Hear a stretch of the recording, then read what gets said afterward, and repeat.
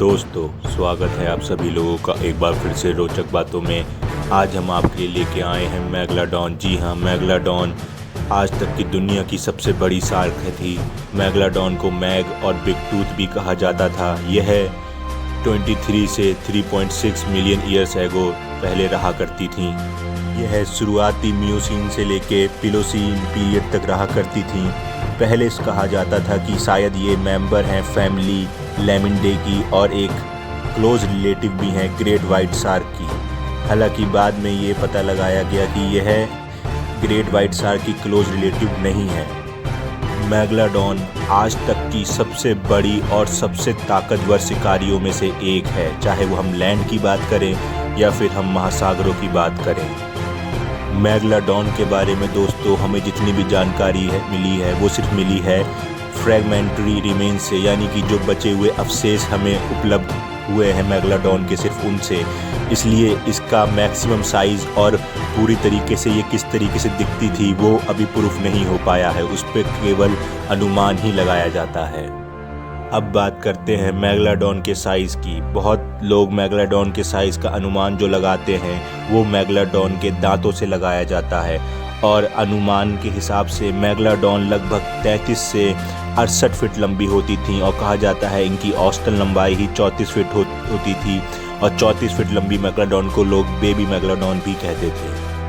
एक वजह और है दोस्तों कि मेगलाडॉन को बिग टूथ भी कहा जाता था, क्योंकि इनके दांत 6 से 7 इंच लंबे होते थे, जो इनके अपीयरेंस को और ज़्यादा खतरनाक और इंटिमिडेटिंग बनाते थे।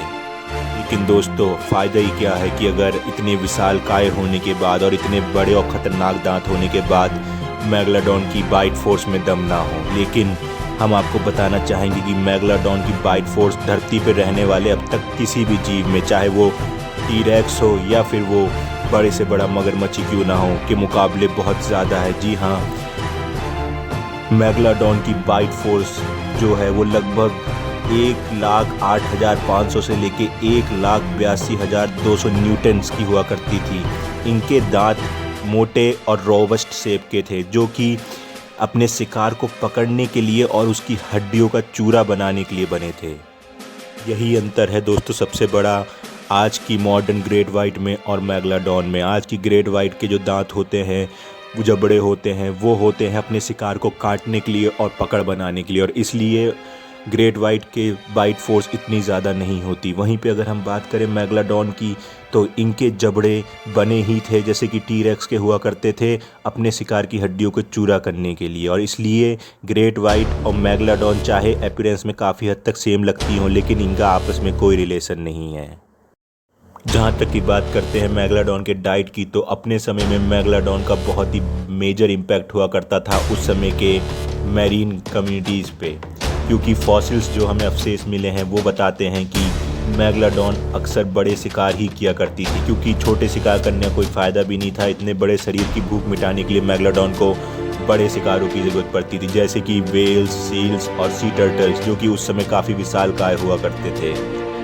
और मैग यानी मेगलाडॉन के जबड़े इतने ताकतवर थे कि ये आसानी से जो है अपने शिकार की छाती में पिंचर कर देते थे और उसको टुकड़े टुकड़े कर देते थे, और लंग्स और हार्ट्स को ही अपना शिकार बनाती थी। हालांकि इतने बड़े और विशालकाय होने के बाद भी मेगलाडॉन अपने समुद्र की अकेली चोटी की शिकारी नहीं थी। जी हाँ, उस समय लिवाइथन नामक एक वेल भी हुआ करती थी, जो कि एक कार्निवोरस वेल थी, और ये भी मेगलाडॉन की तरह स्पर्म वेल्स और दूसरी किलर वेल्स को अपना शिकार बनाती थी। अंतर ये था कि यह ग्रुप में हंट किया करती थी, जैसे कि आज की ऑर्काज और किलर वेल्स करती हैं।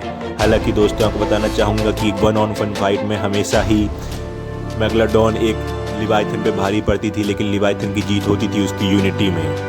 सोचने वाली बात यह है दोस्तों कि वो शार्क जो इतनी विशालकाय थी, जिसका इतना डोमिनेशन था पूरी दुनिया पे, जो समुद्र में राज किया करती थी, आखिर वो एकदम से गायब कैसे हो गई, एक्सटेंट कैसे हो गई। तो उसकी वजह थी दोस्तों कि आज की शार्क्स की तरह ही मेगलाडॉन भी वार्मर वाटर यानी गर्म पानी पसंद किया करती थी, और जैसे धीरे धीरे एटमॉस्फेयर आइस एज की तरफ बढ़ने लगा, समुद्र जो था उनका पानी ठंडा होने लगा, और धीरे धीरे ये चीज़ मेगलाडॉन के लिए घातक साबित होने लगी। और इसी के साथ धीरे धीरे मेगलाडॉन जहाँ रहा करती थी वो पानी भी ठंडा होने लगा, और जो दूसरी बैलियन वेल्स थी जिन पे मेगालोडॉन प्रे किया करती थी वो ठंडे पानी की तरफ जाने लगी। अब मेगालोडॉन का शिकार भी धीरे धीरे कम होता जा रहा था और मेगालोडॉन का घर भी। और यही साइंटिस्ट बताते हैं कि ये अहम कारणों में से एक है जिसकी वजह से मेगालोडॉन अब तक की ग्रेटेस्ट और मोस्ट पावरफुल प्रेडेटर हमारे बीच से एक्सटेंट हो गई, यानी लुप्त हो गई। दोस्तों, उम्मीद करता हूँ कि आपको ये वीडियो अच्छी लगी होगी। अगर आप पहली बार हमारे चैनल रोचक बातों पे आए हैं तो प्लीज़ हमारे चैनल को सब्सक्राइब करें, वीडियो को लाइक करें, शेयर करें। अब हम आपसे मिलते हैं अगली वीडियो में। जब तक के लिए धन्यवाद।